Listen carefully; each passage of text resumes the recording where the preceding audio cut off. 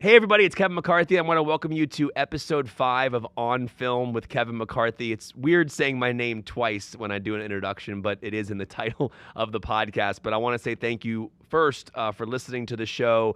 This week's episode, I want to do a proper introduction and kind of just explain what this show is if you're just finding it for the first time. This week on the show, I have Dave Franco and Mason Thames, who are in the brand new movie. It's a romantic drama called Regretting You, based on the 2019 novel written by Colleen Hoover. But this show that you're listening to, I created, it's a dream show where I like to dive into a longer form discussion with actors and actresses and filmmakers, just talking about the craft and the way a project comes to be, the different nuances and subtleties that actors and actresses bring to their performances. I want to dive into that. And as you've seen over the years, I've done a lot of press junkets, and those interviews are very short in terms of timing. You have 4 to 5 to 6 minutes at a time. So I created this show where we can have a space where we can speak longer form and talk more about the craft and performance of acting. And this new movie, Regretting You, as I mentioned, as the time you're listening to this interview, the movie is now out playing in theaters. And you're going to hear Dave and Mason and I talk a lot about theatrical experiences, favorite movies. This interview is really more dealing with kind of who we are as fans of movies and also artists. Obviously, Dave and Mason are incredible artists, and they both had major films this year. Dave, obviously, with the movie Together. He's in the new Now You See Me film coming out later this year. Mason, at the time of recording this podcast interview, has the #1 film in the world with Black Phone 2. He was also in How to Train Your Dragon, and of course now Regretting You. And Regretting You, I know audiences are really excited about this film. This is, as I mentioned, based on the Colleen Hoover novel from 2019. The cast in this film is remarkable, including McKenna Grace, who I'm such a fan of. I loved her work in the Ghostbusters films. I've had the chance to speak with her a couple times over the years, and I think she's one of the best artists working today. You also have Scott Eastwood, Willa Fitzgerald, Allison Williams, and obviously the two guests who are on my show today, which are Dave Franco and Mason Thames. This is the film, and as I mentioned to Dave and Mason in the interview, there's something about seeing movies in a theater that you can't deny.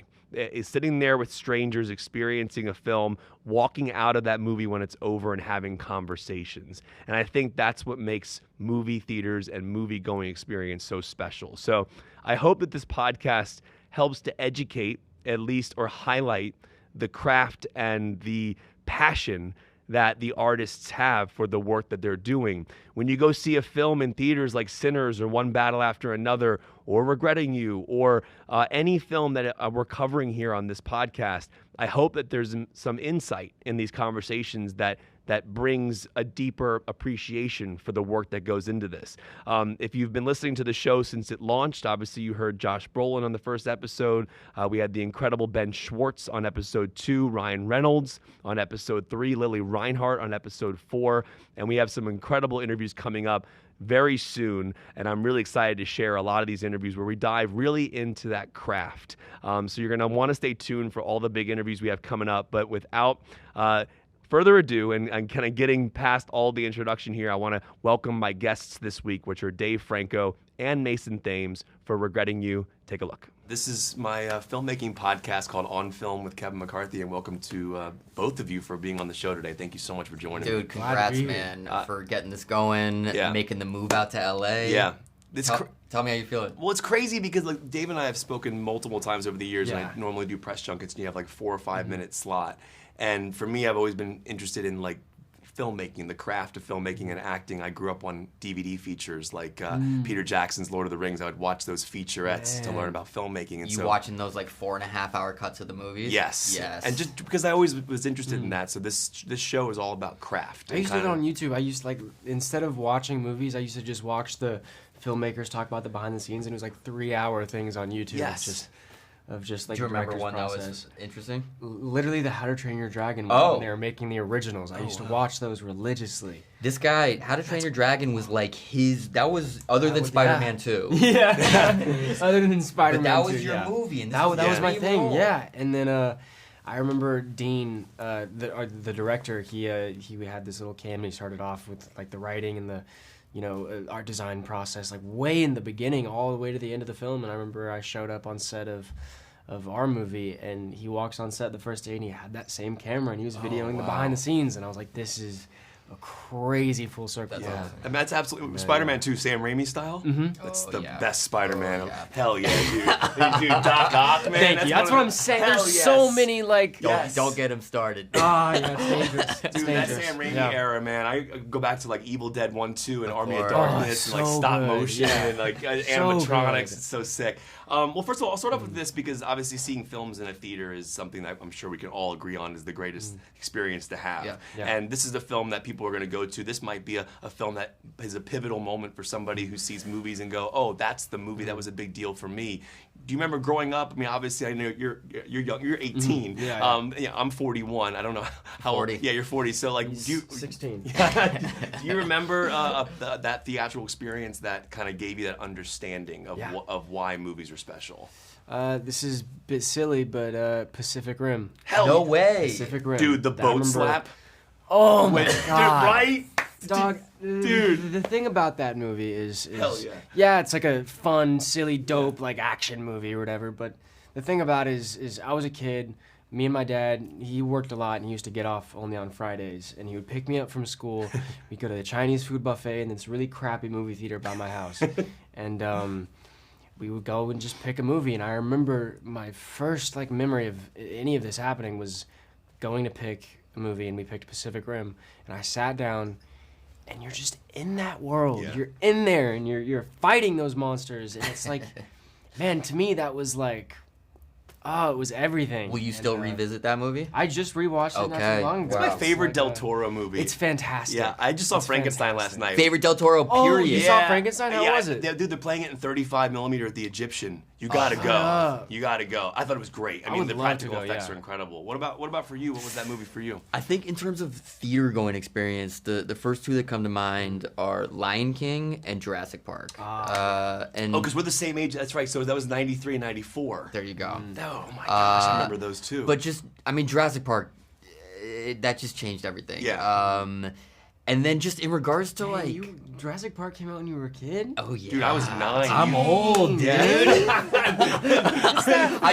I tried to tell him. We've done 2 movies in a row together, and you were like, wait, how old are you? And I was like, I'm not gonna tell you because you're gonna judge me, man. I'm older than you think. It's Wikipedia. Man, Dave, Jurassic I Park? know, dude. I know. Man. You know what I miss about those days is like I didn't. This is before the internet was huge. I didn't know Lost World was coming out until I saw the poster at the theater. That when That's that was fun. coming, or the Yeah. trailers. I miss those moments. That's fun, But yeah, definitely. dude, those movies were incredible back then. Yeah, but what I will say about this movie that Yeah. honestly is a surprise to me is that we've seen this with an audience, and the audiences watching this film are vocal. They're Yeah. interacting. Yeah, it's great. They're Yeah. gasping. They're laughing. That's exactly what you want. They're 'cause like- they're feeling it, you know?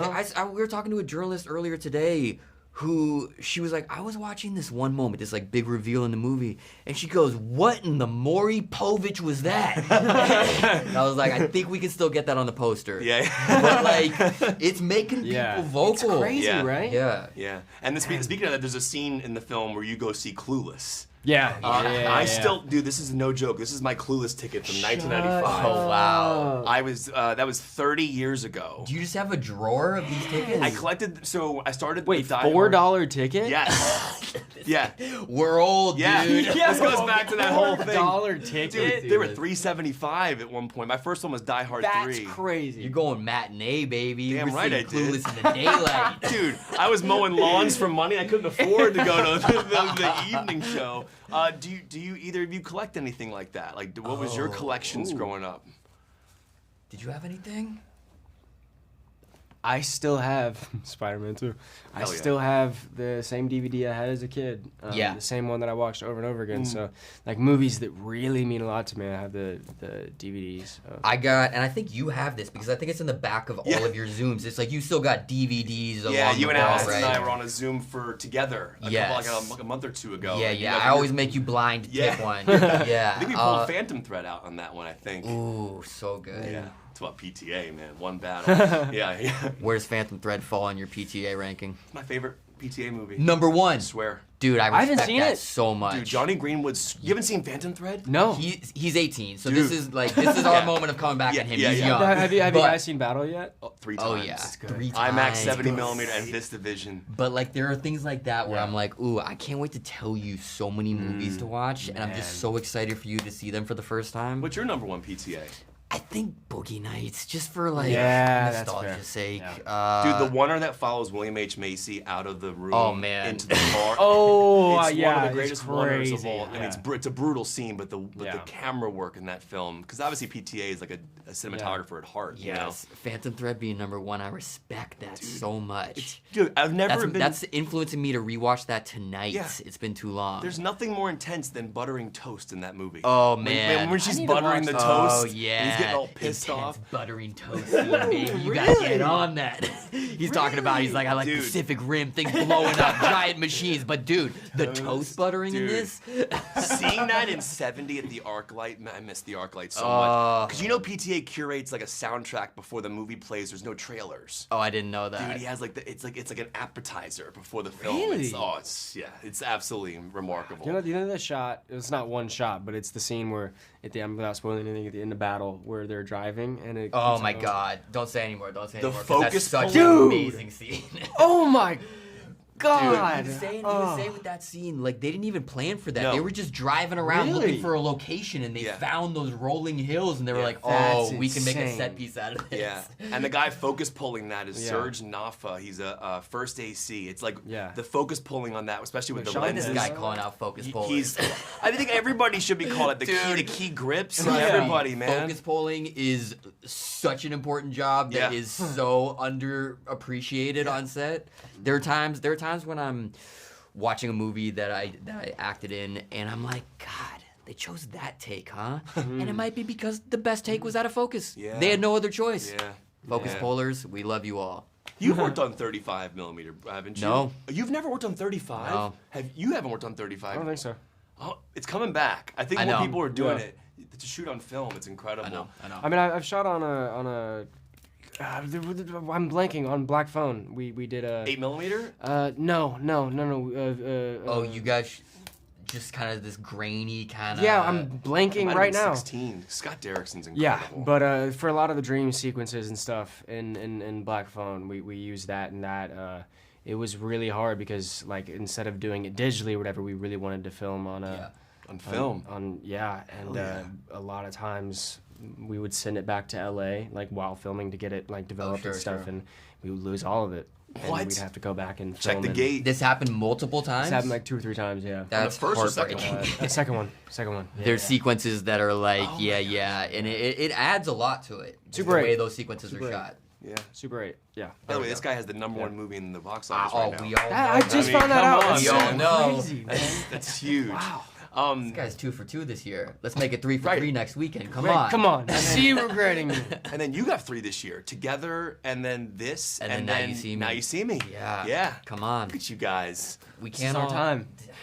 This is our time. Crushing it. You guys are crushing it. And next year, The Shitheads. I'm so excited. So we did 2 movies in a row. I dragged him into this insane comedy called The Shitheads. And no, that wasn't a joke. How This do was you not a market? joke. How do you yeah. market a film called The Shitheads? It markets It itself. markets What are you itself. talking But no, about?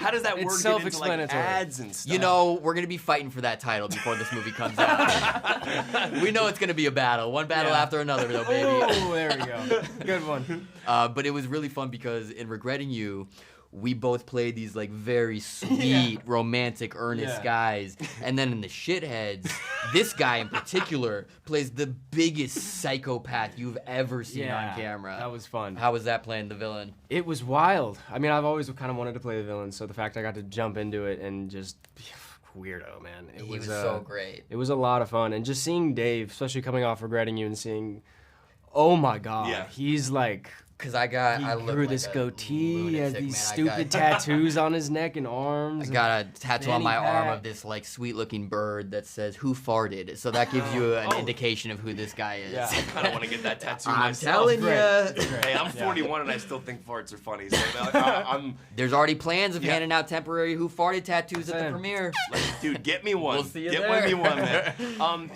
Speaking of like the details, obviously switching characters and kind of becoming different people as actors. I want to talk about the physicality as actors and kind of how you create the way a character carries themselves, because that obviously informs so much. And I know might be weird to bring up, but the lollipop thing is such a fascinating yeah. because Yeah. it is. I don't think that was in the book. I don't. It was in the book. It is in the It was book. in the Okay, book, yeah. so in that particular instance, like that becomes part of the character Yeah. and part of the way he speaks and removing the lollipop. Can you talk about something as simple as that and how that speaks to him? I remember I watched this thing of I think it was Keanu Reeves talking about River Phoenix, and he was talking about they were in this hotel while they were filming, and he looked out the window and he saw River just pacing back and forth out in the parking lot. And he walked up to him and he was like, "Hey, what are you doing?" And he was like, "I'm finding out how my character walks." And wow. I saw that when I was like 13, and I was like, "I want to do something like that. That's cool." And since then, like every character I do, for Miller, he's just kind of this normal guy, but he also has confidence. So he, chest up and it's just little things as much as I can figure out, and kind of a swiftness to his movement was a lot of fun, but also the lollipop. Am I wrong to say though the lollipop wasn't in the script and you loved it from the book and maybe put it in there? No. It was in the script, Okay. but I was trying to give you some extra credit. No. But I did have them put it in a lot more. Exactly. Yeah. Because it is part. It's so much part of his character. Yeah. When you look at characters you've played, and obviously here as well, glasses or no glasses, Yeah. that changes things as well. Totally. But how do you differentiate physicality, like when you look at this role versus like Now You See Me or super bad, whatever any role you play? The glasses were in the script too, right? The glasses were not. Yeah. wow. He improvised this glasses. I appreciate it. Yeah. Those glasses were method. They were fully in character. Yeah. I honestly, not to go back to the shitheads. Yes, bring it. The shitheads 2026. No distributor quite yet, but we'll find one. Paramount.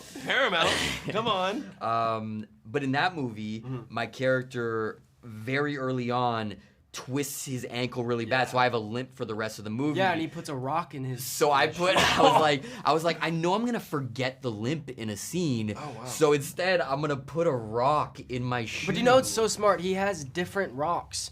Like throughout the movie, because like at first it's like really bad when he springs, but throughout the movie it gets a little bit better. So he has like a spiky rock. He has like a sort of normal You had rock. rock and a little continuity? pebble. I did. Yeah, I he did. did. I great. think we clapped out the rock when we wrapped. He did. Was Dwayne Johnson ever in your shoe at any point? The Rock was also number 2 on the call sheet. So. But no, I think what it, not to like overanalyze the rock, but I think what it did in a weird way is like that rock fucking hurts, and I think it made me a little pissed off. Yeah. Which was right for the character. I know. I like he's, coming like, going- "Hey, Dave," and he would just like beat the hell out of me. I was like, "Dave, This is not true. But also, what I will say on Shitheads is, you hit me a lot." you're like me though, where I'm like, let's get physical. Let's make this real. And so there's scenes where like I'm throwing his character around, and I'm like, "You good?" And you're like, basically like, "Hurt me, just toss me into the back of this truck." I mean, you see so many movies, and you can just tell like, I love watching a movie and you see somebody get thrown. It's like, damn. It's Yeah. like that. You know that hurt. Yeah, Oh, And yeah. it's like it sounds weird, but like if you're gonna go for it, go for it. I'm not gonna half-ass it. It's, Yeah, you want a full immersion for it's the all or audience. nothing. Or full Franco, if some Full might Franco. say. There we go. Wait, what's full Franco? Well, O'Shea Jackson Don't worry Jr. about it. coined this frame It's or this phrase when we were making a series for Quibi, if you remember. They're gonna pick up shitheads. We're bringing back Quibi. And basically, it's just kind of what I'm describing. It's like I can't do anything half-assed. Nope. and So it's full Franco. so there's Franco. certain scenes more than others that you're like, oh, this is FF right here. Yeah. There we go. There's a really great scene in the film where you and Allison are talking about how songs can bring you back Sure. to a moment. I think it's Stereophonics Dakota, right? Yes, correct. And I think I was like, okay, when I was 17 or 18 years old, what's the song that brings me back to that age? Sure. What's that one for you? I got a few, and maybe even more albums, and these will tell you how sensitive of a boy I was. Dude, I think that's why you and I connect so well. 'Cause I'm the same way. Okay, Man. tell me Yeah, if I'm you with relate to any of these. Dizzy Up the Girl, Goo Goo Dolls. Damn right. I saw them live on that tour, I think. I mean, Yeah. shed some tears there. Damn right. I did. Absolutely. Yeah, my first Iris, kiss at one of though. their We got. concerts. Oh, come on. Gotta love some Iris, Don't get me though. started on Gotta Black love some Balloon, Iris, baby. man. We got Third Eye Blind, of course. Oh. Okay, Dave. John Mayer, Room for Squares. Okay, Dave. We got Parachutes, Coldplay. Come on. Damn, dude. Man. Tell me, when you, 18, but Yeah. like 5 years ago, what kind of brings you back to that? Let me What think. about Dave's helping me out with this interview? I got you, I'm I got very you. appreciative. Thank you, brother. I'm gonna say like, some Shawn Mendes. Okay. Some One Direction. Okay, yeah, Some, yeah. Dude, Some, Story of My Life is a masterpiece. That's some, a great song. Who is? It is a great song. Great song. There's this song, classic by DNC something. I think if somebody who heard me say the name of the song. We're 40, we don't know that one. Yeah. Give us some lyrics, give us some words. Diamond. Oh, Play like they used to. Never gone out of style. I like it. Never but heard I it. don't We know like it. it. Okay, but that brings I- me back. That was like a Thank you. That was incredible. 2010 What does it bangers make you where feel when you listen to that? Yeah. just like days when you were a kid and nothing like mattered. Yeah, yeah. You know, it's You're like still that, a like, kid though, man. Yeah, but like you know what I'm talking about. Yeah. Like you're driving around with your parents in the back seat and the sun is setting. Oh, yeah. Everything's just golden. You know. Yeah. Now he's a kid with 3 #1 movies in a year. Yeah. I mean, could you imagine? like I'm a kid who pays rent. how is your head fitting in this room? It's absolutely incredible. It's huge for you, man. I want to mention this because this is really interesting. I was looking around your room during the film. One of my favorite books of all time is Sidney Lumet's Making Movies. Oh, yeah. And I've read this book 3 times. You have this sitting next to you in your bed, and this book Yeah. has everything about like filmmaking and everything. And I know you want to be a filmmaker in Yeah. the movie. You directed your first feature with The Rental in 2020. Came out in 2020, Yeah. And so I was curious for you, do you have any aspirations to direct? I've always wanted to become a director. Me and Dave talked about this before. It's like, I've always wanted to be a director before I was an actor. Like this is the best film education I could get because, like on set, working with these amazing directors, it's just I can watch, I can see how their wheels turn and how, like every director is so specific and different, so vastly different. And to me, that's so fun because everybody, it's not like, oh, we got to make a movie. This is what people are liking. It's like, oh, I have a vision. This is what I like. This is what. What kind of genre do you envision yourself directing? Honestly, I have no. I have so many like ideas in my head that I just need to sit down and put it into something, you know. And Sounds like it could be a musical. Like, who knows? Who knows? I don't want to say this out loud, but there's a famous musician, very famous musician, who you really want to Yeah, you play. said that. Wait. Should we say it? Oh wait. Oh, you're talking about the one I said or what you said? What you said. Oh, Kurt Cobain. There we go. Yeah. That would be Yeah. incredible. What was the Gus Van Sant film that was called? Michael Pitt? Last Days. Michael Pitt played him. Yes. It Yeah. was like It was they kind never of- overtly say it's Right. him. It's kind of like it's like over a few days Yeah. his last days, and but it's like it's very much an art film. It's not kind of more of a standard biopic.